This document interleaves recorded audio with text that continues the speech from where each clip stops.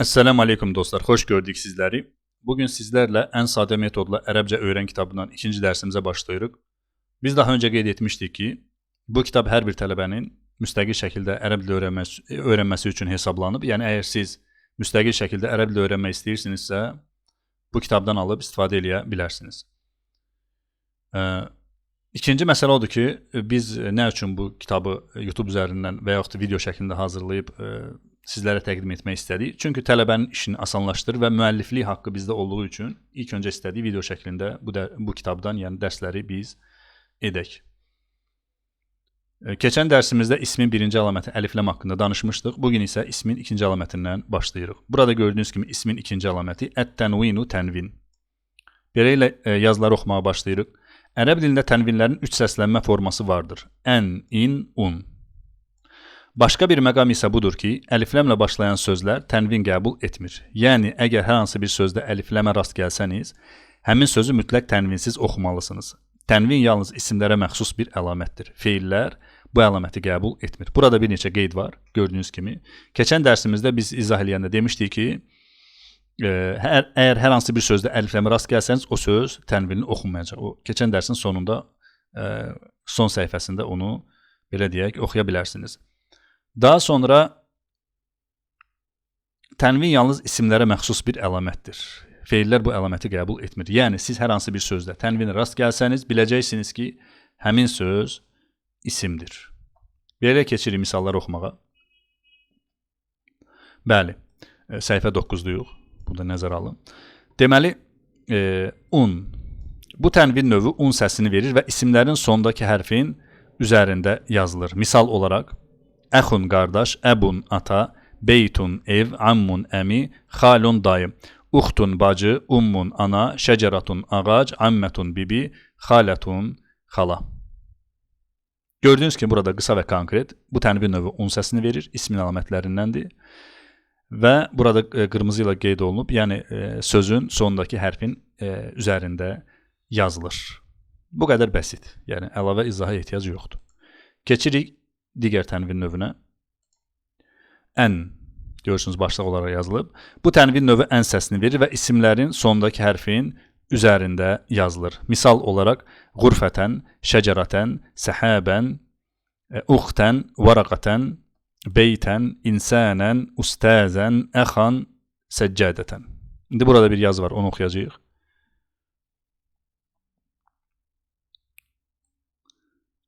Bəli, səhifə 10-duyuq. Deməli, gördüyünüz kimi hərflərin üzərində yazılan 2 düz xətt tənvindir. Bu tənvin növünə hər hansı bir sözdə rast gəlsəniz, həmin sözün isim olduğuna hökm verə bilərsiniz. Qeyd etdiyimiz sözlərin tərcüməsinə gəldikdə isə, onları irəlidə cümlə içərisində işlədərək sizə təqdim edəcəyik. Burada izah etmək istədiyimiz əsas məqam tənvinlərdir. Buna görə də sözləri yalnız nümunə olaraq qeyd edirik. Tərcümələri ilə birlikdə həmin sözləri cümlə içərisində sizə qeyd edəcəyik, yəni təqdim edəcəyik. Burada gördüyünüz kimi sözlərin tərcüməsi yoxdur. Sadəcə olaraq nədir? Ərəbcəsi və transkripsiyası. Nə üçün? Çünki bunların tərcüməsi biraz fərqlidir. Yəni, hərəkələr nə üçün dəyişir? Nə üçün bir dəfəsində un olur, bir dəfəsində ən olur, bir dəfəsində in olur?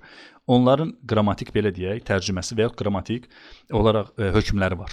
Onları inşallah irəlidə qeyd edəcəyik. Burada tərcüməsini qeyd etməmək məqsəd bizim, yəni sizin diqqətinizi burada nəyə çəkməkdir? Bu tənvinə. Yəni, siz bu tənvin növünə harada rast gəlsəniz, biləcəksiniz ki, həmin söz nədir? İsimdir və ən səsini verir. Bu qədər, bəsit.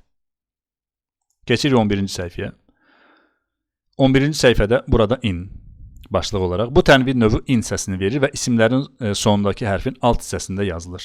Misal olaraq, qurfətin, şəcəratin, səhəbin, uxtin, mənzilin, beytin, insanin, ustazin, əxin, imaratin, daha sonra, bəli, muallimin, ammətin. Gördüyünüz kimi burada sözlərin sonundakı və hərfin alt hissəsində yazılan 2 düz xətt tənvindir. Bu tənvin növü hər hansı bir sözdə qarşınıza çıxsa, həmin sözün isim olduğuna əmin ola bilərsiniz. Yəni, burada da gördüyünüz kimi sözlərin tərcüməsi yoxdur. Dediyimiz kimi fərqli tərcümə olduğuna görə inşallah irəlidə qrammatik qaydalar içərisində bunların tərcüməsini sizə təqdim edəcəyik. Gördüyünüz kimi səhifə 11-də bitirdik. Bu tənvin növünə də hər hansı bir sözlə rast gəlsəniz biləcəksiniz o söz isimdir. Deməli bu tənvin növü də in səsini verir. Keçirik növbəti ismin 3-cü əlamətinə. İsmin 3-cü əlaməti Y hərfidir. Burada gördüyünüz kimi Y hərfi. İsmin 3-cü əlaməti Y hərfidir. Bu hərf nida çağırış hərflərindəndir. Mənası ey və ya şəklində tərcümə olunur. Yaxında və uzaqda olan çağırmaq üçün işlədilir. Bu hərfin izahı dərslərimizin irəlidəki mövzularında veriləcək. Sizdən tələb olunan isə hərfin isimlərdən əvvəl işləndiyini və ismin əlamətlərindən birini olduğunu bilməyinizdir. Yəni burada bir neçə qeyd var. İlk öncə bilmək lazımdır ki, bu hərf nida, çağırış hərflərindəndir. Yəni bir şəxsi, bir kimsəni çağırmaq istəyərkən bundan istifadə edirsiniz. İkincisi, tərcüməsi ey və ya şəklində olur. Yəni ey və ya kimi tərcümə olunur. Yaxında və uzaqda olan çağırmaq üçün istifadə edilir, yəni işlənilir. Əgər siz yaxında və uzaqda olan çağırmaq istəyirsinizsə, yəni bir şəxsi, yəni bundan istifadə edə bilərsiniz. Hər iki, belə deyək, tərəf üçün də keçərlidir. Bu hərfin izahı, əslində bu hərf özü, belə deyək, bunun öz ayrıca babı var. Bunun başqa ədatlarla birlikdə, yəni babı var. Yəni başqa hərflərlə. Lakin burada bizim qeyd etməyimizdə məqsəd var. Nədir? Çünki Y hərfindən sonra gələn sözlərin isim olmağını bilməyimizdir. Əgər biz kitab oxuyarkən və yaxud məqalə fərq eləməz, Y hərfindən sonra gələn sözə rast gəlsək, biləcəyik ki, həmin söz nədir? Həmin söz isimdir. Misal olaraq. Bəli, misal olaraq Ya Muhammedu ey Muhammed, Ya Aliyu ey Ali, Ya Əhmədu ey Əhməd, Ya Filizu ey Filiz, Ya Ammaru ey Ammar, Ya Ayşətu ey Ayşə, Ya Fatimatu ey Fatimə, Ya Şərqiyyətu ey Şərqiyyə, Ya Əyanu ey Ayan, Ya Yasiru ey Yasir. Yazını oxuyuruq burada. Gördüyünüz kimi Ya hərfi isimlərdən əvvəl gəlmiş və onlara təsir edərək tənvinini dammaya çevirmişdir. Bu qaydanın ətraflı izahı irəlidə öz məqamında veriləcək. Burada qeyd etməyimizin səbəbi isə yalnız deməli sizə Y hərfinin isimlərdən əvvəl yazıldığını və ismin əlamətlərindən biri olduğunu bildirməkdir. Əgər diqqət etsəniz görərsiniz ki, Y hərfindən sonra yazılan sözlərin hamısı isimlərdir. Yəni qısa olaraq desək, bu Y hərfi isimlərə təsir eləyərək onların tənvinini düşürür. Yəni əlif ləm kimi isimlərə təsir etmə qüvvəsinə malikdir. Burada Muhammedun sözü məsələn, ümumi olaraq Muhammedu sözü Muhammedun tənvinlidir. Yəni burada olan sözlərin hamısı tənvinli deyil, çünki burada bəzi qrammatik qaydalar var. Məsələn, Muhammedun sözü tənvinlidir və Y hərfi ona təsir eləyərək onun tənvinini düşürdü. Ümumi olaraq bu irəlidə gələcək inşallah. Lakin burada bilməyimiz nədir? Ərəb dilində sağdan sola yazıldığı üçün məsələn Y hərfi gəlib, ondan sonra məsələn Filiz, məsələn bu adı məsələn tanımırsınız, yaddır. Məsələn Y hərfi gəlib, ondan sonra bir dənə isim gəlib, yəni söz gəlib. Yəni siz bunu, bu sözün mənasını bilməsəz belə biləcəksiniz ki, bu söz isimdir. Nə üçün? Çünki Y hərfindən sonra gəlmişdir. Ona görə bunu ismin əlamətlərindən sayırlar. 12-ci səhifə bitdi. Keçirik 13-cü səhifəyə. İsmin 4-cü əlaməti. Əl-kəsratu kəsra. Kəsra bir düz xəttdən ibarət olaraq sözün sonunda gələn hərfin alt hissəsində yazılır, misal olaraq. Bəli. Əş-şəcərati, əl-muallimi, əs-səccədəti, əl-əsədi, əl-ğurafi, əl-insani, əl-ğurfəti, əl-beyti, əl-həcəri, əl-hədidi. Yəni bu sözlərin düzü tərcüməsi var hamısının, lakin biz yenə də tərcüməni qeyd eləməmişik. İndi səbəbini burada izah eləyəcəyik. Qeyd. Bu əlamət, yəni kəsra, yalnız isimlərə məxsusdur və feillər bu əlaməti qəbul etmir. Lakin bir istisna mövcuddur. Feillər kəsranı məcburi şəkildə qəbul edirlər. Əks halda danışıqda qrammatik səhv yaranar. Həmin istisna halı irəlidə izah edəcəyik. Bir mənalı olaraq yadda saxlamaq lazımdır ki, kəsra ismin əlamətlərindən biridir. Yəni, burada olan bu qeyddən bu kəsra, gördüyünüz bu hərflərin alt hissəsində yazılan, yəni son hərfin alt hissəsində yazılan bu kəsra ismin əlamətlərindən və isimlərə xasdır bu əlamət. Ona görə qrammatik alimləri deyirlər ki, kəsra isimlərə aiddir. Yəni hər hansı bir sözdə kəsra görsəniz biləcəksiniz ki, o söz isimdir. Lakin bir istisnası var. Feillər məcburi qalaraq, yəni burada da qeyd olunur ki, feillər məcburi qalaraq, yəni məcburi şəkildə bu kəsranı qəbul eləyir. Lakin onun izahı inşallah irəlidədir. Yəni irəlidəki səhifələrdə onun izahını verəcəyik. Belə keçirik deməli 14-cü səhifəyə, ismin 5-ci əlamətinə. İsmin 4 əlamətini keçdik və ətraflı şəkildə izah etdik. İndi keçirik üzr istəyirəm, ismin 5-ci əlamətinə. Huruful cər, hərf-u cərlər. Deməli, ismin 5-ci əlaməti hərf-u cərlərdir. İndi hərf-u cər nədir? Tərcümələr nədir? İnşallah başlayacağıq oxumağa. Hərf-u cər dedikdə söz önlükləri və ya önqoşmalar nəzərdə tutulur. Önqoşma deyərkən məqsəd odur ki, hərf-u cərlər isimlərdən əvvəl gəlir və onlara təsir edərək öz hökmünə tabe edir. Hərf-u cərlər ismin əlamətlərindən biridir. Siz ərəbcə bir kitab və ya məqalə oxuyarkən hərf-u cərdən sonra rast gəldiyiniz sözün mütləq şəkildə ism olduğunu bilməlisiniz. Çünki hərf-u cərlər ismin ən məşhur əlamətlərindəndir. Hərf-u cərdən sonra gələn sözlərin son hərəkəsi isə kəsra olur. Burada bir neçə qeyd var. İlk öncə hərf-u cər nə deməkdir? Hərf-u cər söz önlüyü və yaxud önqoşma deməkdir. Önqoşma nə deməkdir? Məqsəd odur ki, yəni önqoşmadan hərf-u cərlər isimlərdən əvvəl gəlir. Yəni siz ümumi olaraq bu hərf-u cərləri görsəniz və onlardan sonra hər hansı bir sözə rast gəlsəniz, biləcəksiniz ki, o söz nədir? İsimdir. Çünki bu hərf-u cərlər ismin əlamətlərindəndir.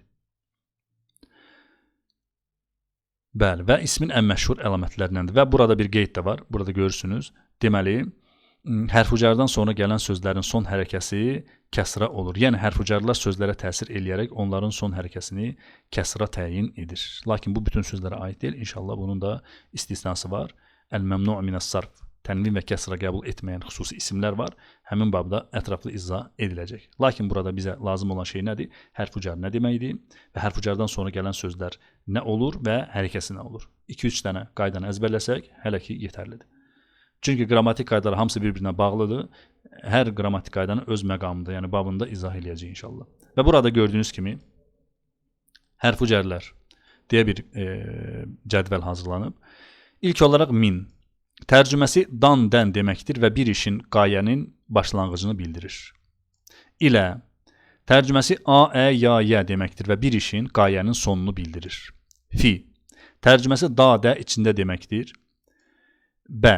Tərcüməsi la, lə, ilə deməkdir. Kimdə kitab varsa, zəhmət olmasa burada düzəliş eləsin. Çünki belə deyək, bəzi texniki səbəblərdən, məsələn, dan-dən bu gəlib düşüb deməli, bu bə hərf-u cərinin yerinə orada özünüzə düzəliş eləyin. Yəni, bu ekranda gördüyünüz kimidir.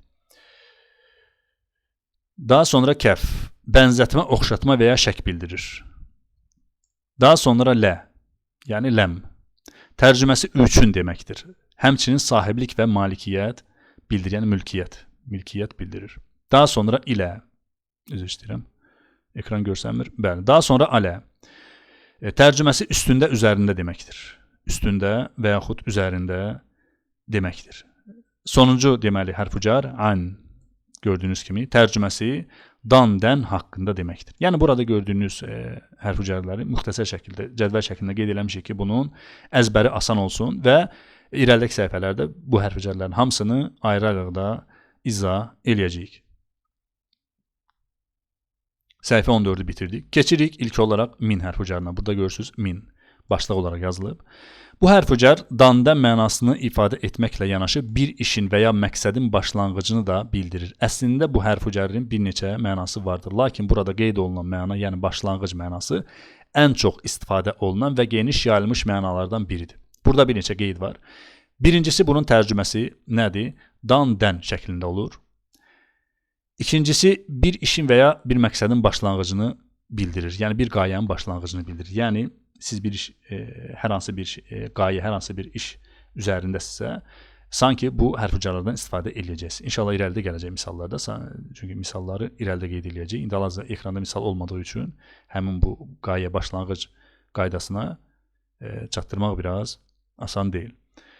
Əslində bu hərf-u cərrin bir neçə mənası vardır. Yəni ərəb dilində hərf-u cərlərin mənaları çoxdur, lakin ən məşhur olanı biz burada qeyd etmişik. Yəni burada qeyd etdiyimiz məna başlanğıc. Yəni bir qayənin, bir hadisənin, bir işin başlanğıcını bildirir. Misal olaraq. İndi dan-dən mənasıdır burada. Min qariyyətin kənddən, min mədinətin şəhərdən, min raculin kişidən, min mənzilin mənzildən, min muallimin müəllimdən. Gördüyünüz kimi burada hamısı dan-dən olaraq bitib. Düz dana aid yoxdur burada, lakin ümumi olaraq tərcüməsi dan-dən deməkdir. Və daha sonra əlavə nümunələr. Minəl mədinəti. Şəhərdən, minəl beyti evdən, minəl məscidi məsciddən, minəl qaryəti kənddən, minəl şəqqati mənzildən, minəl mədrasəti məktəbdən. Yuxarıda görürsünüz, eyni sözlər min qaryətin, burada isə minəl qaryəti olaraq qeyd olunub. Yəni sözlərə əlifləm əlavə olunub. Yəni yuxarıda min qaryətin kənddən, yəni hər hansı bir kənddən idi. Burada isə minəl qaryəti. Demişdik ki, əlifləmin funksiyalarından biri də müəyyənlik artiklidir. Yəni bilinməyən bir şey, bilinən bir şey edir. Deməli, bu bizim səhifə 15 idi. Keçirik səhifə 16-ya və burada bir yazı var. İnşallah o yazını oxuyacağıq. Gördüyünüz kimi, min hərf cərindən sonra gələn bütün sözlər isimlərdir. Diqqət edilməli digər bir məqam isə budur ki, bu sözlərin son hərflərinin hərəkəsi kəsradır. Bu bizə belə bir qaydanı öyrədir. Bütün hərf-cərlər özlərindən sonra gələn ismin son hərfinin kəsra ilə oxunmasına səbəb olur. Yəni bunu irəlidə biz dedik, üzr istəyirəm, keçən səhifədə dedik. Bu xırdalıqları qeyd etməkdə məqsədimiz odur ki, bu qaydaların sizə İrab, ərəbcə cümlə təhlili dərslərində lazım olacağını deməli göstərək. Bura qədər yəni nədir? Bu hərf-cər ümumi olaraq hərf-cərlər hamısı ismin əlamətlərindəndir və isimlərə təsir edərək onları nə edir? Onları sonunu kəsralı edir. Nə üçün biz bunları öyrənirik? Çünki İrab, irəlidə dərsimiz olacaq bizim İrab, yəni cümlələrin təhlili və orada bizə bu lazım olacaq. Cümlə daxilində sözləri hallandırarkən məhz bu qaydalardan istifadə ediləcək. Diqqət yetirilməli başqa bir məqam da budur ki, min hərf-cərrini izah edərkən onu sükunlu, yəni səssiz sonlu şəkildə göstərdik. Lakin cümlə içərisində işlədildikdə o minə formasında, yəni fəthəli olur. İndi mən ekrana diqqətini çəkmək istəyirəm. Baxın, sükunludur, bu cürdür. Lakin cümlə daxilində siz digər misallara fikir versəniz, görərsiniz ki, orada minə sonu fəthəli olur. İndi onu izah edirik nə üçün? Bu dəyişiklik əlifləm ilə bağlıdır. Belə ki, əlifləmlə başlayan sözlərdən əvvəl, diqqət edin bura, sukun gəlmir. Bu isə sözlər arasında rahat və səlis keçidi təmin etmək üçündür. Qayda olaraq yadda saxlayın ki, əlifləmdən əvvəl sukun işlədilmir. Onun yerinə fəthə və ya uyğun hərəkə istifadə edilir. İndi misallara baxaq. Əlavə misallar. Səhifə 16-dayıq. Əlavə misallar. Zəhəbtu minəl beyti iləl məscidi. Evdən məscidə getdim. Huva minəl mədinəti. O şəhərdəndir. Əbi min mədinətin. Atam bir şəhərdəndir. Əl-muallimu min qaryətin. Müəllim bir kənddəndir. Qeyd etdiyimiz misallara diqqət etsəniz görərsiniz ki, min hərf-cərindən sonra əlifləm ilə başlayan söz gəldikdə bu hərfin sonundakı sükun fəthəyə çevriləcək. Minə şəklində oxunmuşdur. Çevrilərək, yəni minə şəklində oxunmuşdur. Dediyimiz kimi bu hərf-cərin deməli sonu nə idi? Sükunlu idi. Yəni biz bu yazı içərisində, bir də ekranı yuxarı çəkmirəm, yazı içərisində qeyd elədik ki, əlifləmdən öncə gələn belə deyək, hər hansı bir söz və yaxud qrammatik qayda sükunlu ola bilməz. Yəni bu əlifləm buradadır. Bu da hərf-cərdir. Bu hərf-cərin əsli sükundur. Əsli. Lakin burada gördüyünüz kimi əlifləm gəlib. Ərəb dilində qaydadır ki, iki sukun birləşmir. Yəni ümumi olaraq bir sukundan sonra əlifləm gələ bilməz. Yəni hər hansı bir sözdən sonra, sukunlu sözdən sonra əlifləm gəlmir. Onun üçün birinci söz öz belə deyək, sukunu dəyişərək bəzi hallarda fəthə, bəzi hallarda kəsra olaraq belə deyək, təyin edir. Bu nə üçün? Yəni nə üçün burada iki sukun birləşmir? Keçidi asanlaşdırmaq üçün. Məsələn, zəhəbtu min əl-beyti desək, keçid biraz çətin olacaq. Yox, əgər biz bunu fəthələsək burada, deyəcəyik ki, zəhəbtu minəl-beyti, minə. Yəni burada bu fəthə keçidi asanlaşdırır. Ona görə iki sukun qarşılaşmır. Ümumi olaraq bilmək lazımdır ki, bunun tərcüməsi dandən deməkdir. Bir qayənin, bir işin başlanğıcını bildirir və bu hərf-cərdən sonra, yəni əlifləm gələrsə, bu hərf-cər öz sukunu itirərək fərqli hərəkələrlə yazılır. Bu qədər. Səhifə deməli 16-da bitirdik. Növbəti deməli səhifə 17 ilə hərf-cəridir. Bu hərf-cər A, Ə, Ya, Yə kimi tərcümə olunmaqla yanaşı səmt və istiqamət bildirir. Bir qayənin və ya hərəkətin son nöqtəsini göstərir. Misal olaraq. İləl mədinəti şəhərə, iləl beyti evə, iləl məscidi məscidə, iləl məktəbəti kitabxanaya, iləl qaryəti kəndə, iləl şəqqəti mənzilə, iləl mədrasəti məktəbə, iləl qurfəti otaqa. Yazını oxuyuruq burada. Gördüyünüz kimi ilə hərf-cərrindən sonra gələn bütün sözlərin son hərəkəsi kəsra ilə bitir. irəlidəki dərslərimizdə bu hərfi cəri cümlə daxilində işlədərək nümunələrin sayını daha da artıracağıq. Misal olaraq, baxın burada. Zəhəbtu minəl beyti iləl məscidi. Evdən məscidə getdim. Zəhəbə Ammarun iləl beyti. Ammar evə getdi. Bu cümlələrdə istiqamət və məqsəd olaraq məscid və ev göstərilir. Yəni ilə hərfi cəri həm istiqaməti, həm də son nöqtəni ifadə edir. Baxın.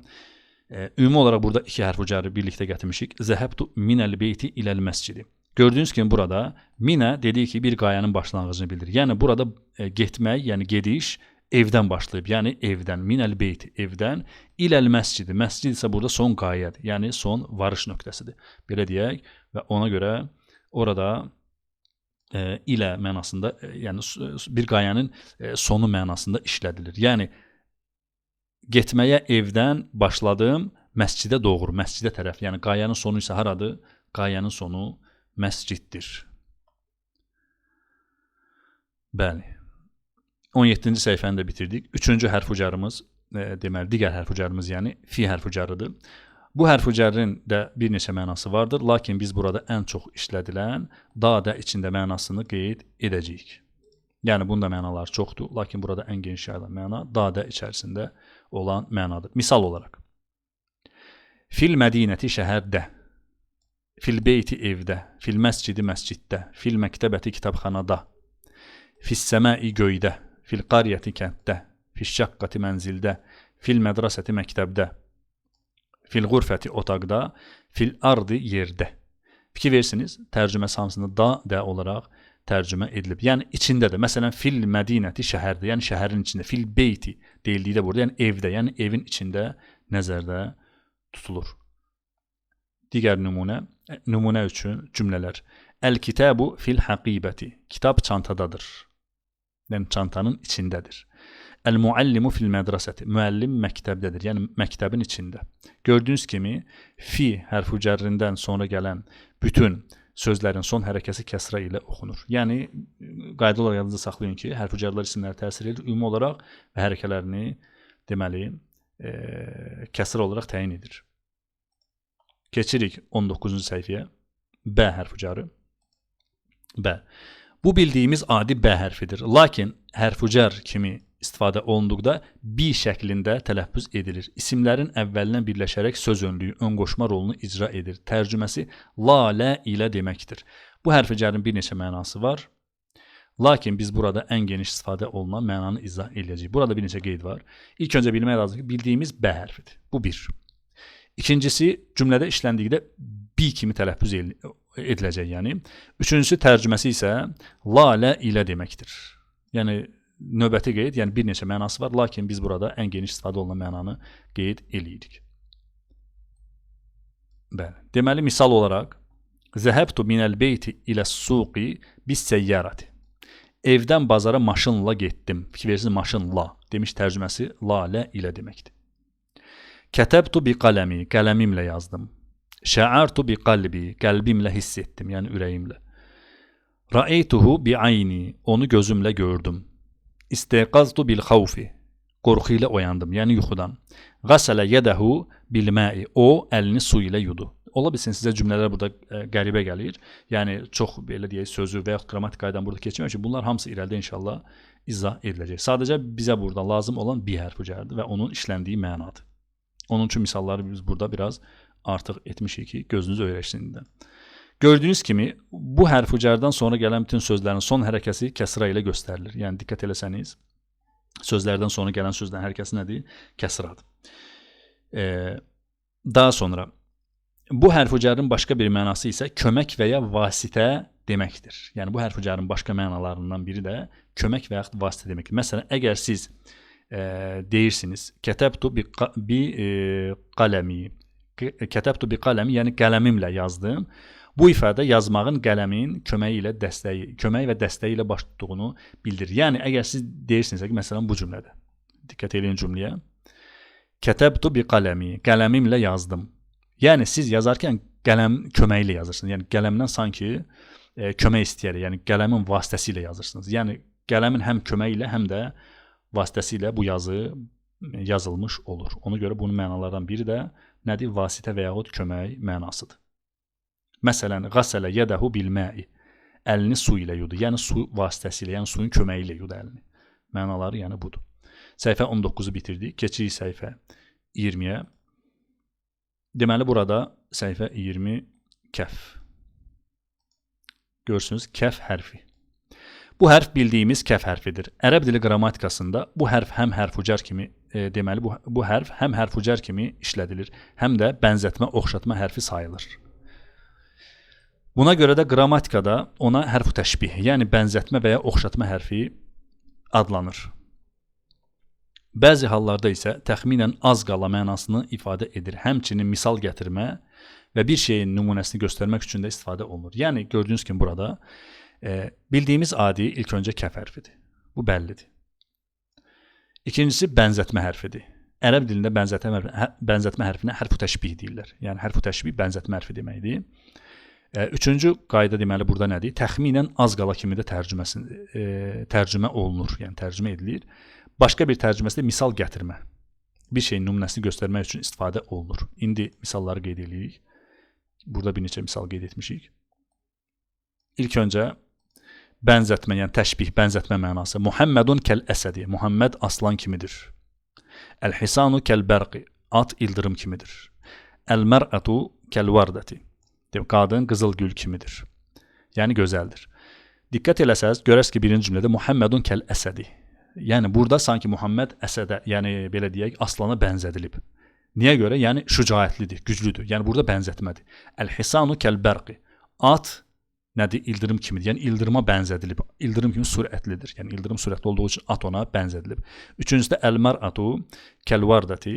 Qadın qızıl gül kimidir. Yəni gözəldir. Yəni gözəllikdə qızıl gülə bənzədilib. Çünki qızıl gül gözəldir. İkincidə təqrib, təxmin və yaxınlaşdırma belə deyək mənası. Əl-cundiyyu şəcəun kəl-əsədi.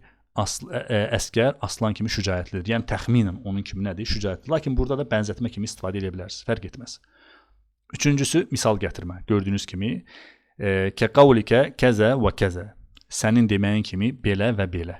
Kəqavlikə. Tamam, burada misal gətirmək kimidir. İstifadə olunur. Ola bilsin dediyim kimi burada misallar sizə biraz yad olsun, lakin irəlidə inşallah bu misalları tam olaraq başa düşəcəksiniz.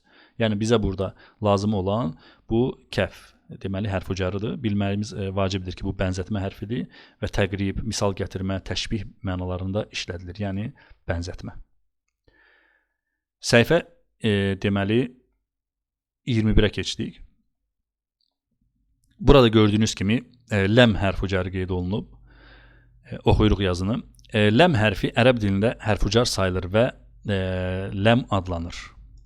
Əsas mənası üçün və ya sahiblik, məxsusluq bildirən anlamındadır. Sözə qoşulduqda li və lə şəklində tələffüz olunur. Yəni, ilk öncə bilmək lazımdır ki, bildiyimiz ləm hərfidir. Tərcümələrindən və yaxud mənalarının üçün sahiblik, yəni bir şeyin sahibliyi, yəni məxsusluq, yəni bir şeyin, yəni bir kimsəyə məxsus olmağını bildirən deməli anlamındadır. Tələffüz olunanda isə ləm kimi deyil, li və yaxud lə şəklində tələffüz olunur. Məsələn, əlhəmdülilləhi, həmd Allaha məxsusdur. Lilləhi. Növbəti misal, həzə li Muhammedin, bu Muhammedindir. Yəni Muhammedə məxsusdur, Muhammed üçündür. Həzihi sə'atu ləkə, bu saat sənindir, sənin üçündür. Burada qeyd var, o qeydi oxuyuruq. Bəli. Deməli, gördüyünüz kimi, buradakı ləkə, yəni bunu izah edirik. Buradakı ləkə ifadəsi ləm hərf-ucəri, yəni yuxarıda qeyd edilmiş ləm və kəf. Kə şəxs əvəzliyindən ibarətdir. Şəxs əvəzliyi hələ keçməmiş, inşallah irəlidə gələcək. Yəni, lə üçün adilik, məxsusluq, üstəgəl, kəf sənə, sənin üçün, sənin anlamına gəlir. Beləliklə, həzihi sə'atu ləkə, bu saat sənindir, həm də bu saat sənin üçündür, sənə məxsusdur, mənasını verir. Gördüyünüz kimi bir neçə mənanı burada qeyd etmişik. Əgər siz desəz ki, həzihi sə'atu ləkə, bu saat sənindir, yəni bu saat sənə məxsusdur, sənin üçündür, belə deyək, sənindir mənalarını verir. Qeyd. İrəlidə bu hərf-ucarı damirlərlə, yəni şəxs əvəzliklərlə işlədərək lazımi qədər misallar qeyd edəcəyik. Bəli. Deməli, səhifə 21-də bitirdik. Növbəti səhifə 22. Alə hərf-ucarı. Alə hərf-ucarı Ali hərfi cəri də digərləri kimi ismin əlamətlərindəndir. Onun mənası üstündə, üzərində kimi bilinir. Yəni tərcüməsi, mənası üstündə, üzərində deməkdir. Misal olaraq, Əl-kitabu aləl-məktəbi. Kitab yazı masasının üzərindədir, yəni üstündədir. Əl-qittu aləs-səriri. Pişik çarpayının üstündədir, yəni üzərindədir. Gördüyünüz kimi, bu hərfi cərin əsas mənası üstündə və ya üzərində olaraq bilinir. Lakin bəzi hallarda məsuliyyət, hökm və vaciblik mənalarında da işlədilir. Yəni, əsas mənası bunun nədir? Üstündə, üzərində. Lakin bəzi belə deyək, cümlələrdə və yaxud cümlə tərkibində mənası dəyişir. Həmin o mənaları burada qeyd edirik. Deməli, nədir burada? Birinci mənavi məna, mənəvi yəni məna, məsuliyyət, hökm və vaciblik. Məsələn, ümumi olaraq aleykə ən təctəhidə, aleykə, sənin öhdəndir, yəni sənin vacibdir, sənin üzərinə vacibdir ki, çalışasan. Sənin öhdəndir, vacibdir ki, çalışasan. Aleykə, burada nədir? Mənəvi məna, məsuliyyət və vaciblik bildirir. Daha sonra, üstünlük, güc, hökmranlıq bildirir. Məsələn, ləhu əs-sultanu aləl-qavmi, yəni ləhu sultanu aləl-qavmi. O, qövm üzərində hakimiyyət sahibidir. Ləhu. Burada nə bildirir? Hökmranlıq, yəni üstünlük, güc bildirir. Yəni onun, belə deyək, yəni hökmranlığı və yaxud gücü öz qövmünün üzərindədir. Üçüncüsü, münasibət, yönəlmə bildirir. Məsələn, dəxaltu alə sadiqi. Mən dostumun yanına girdim. Alə sadiqi. Yuxarıda mənası bunun üstündə, üzərinə verilmişdir. Lakin burada, yəni dostumun üzərinə deyil, sanki dostumun yanına girdim. Burada yönəlmə bildirir.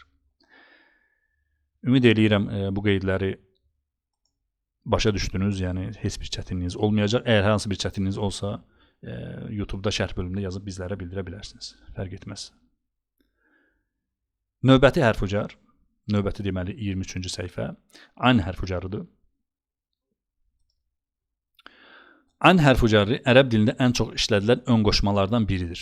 Onun mənası dan-dən barəsində, haqqında kimi tərcümə edilir. Yəni, bir şeyin mənbəyini, başlanğıcını və ya mövzusu haqqında danışmağı ifadə etmək üçün istifadə olunur. Bəzi hallarda uzaqlaşmaq və çəkinmək mənasında da istifadə edilir.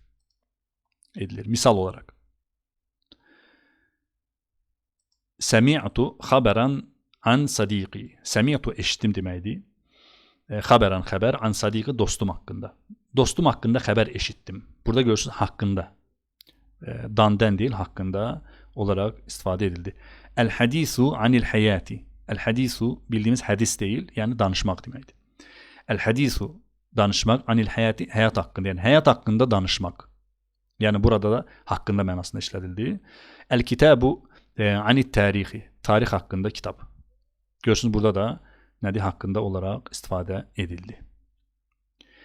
Çəkinmək və uzaqlaşmaq mənası. Burada, məsələn, Həşr surəsinin 7-ci ayəsində mə nəhəkum anhu fəntəhu.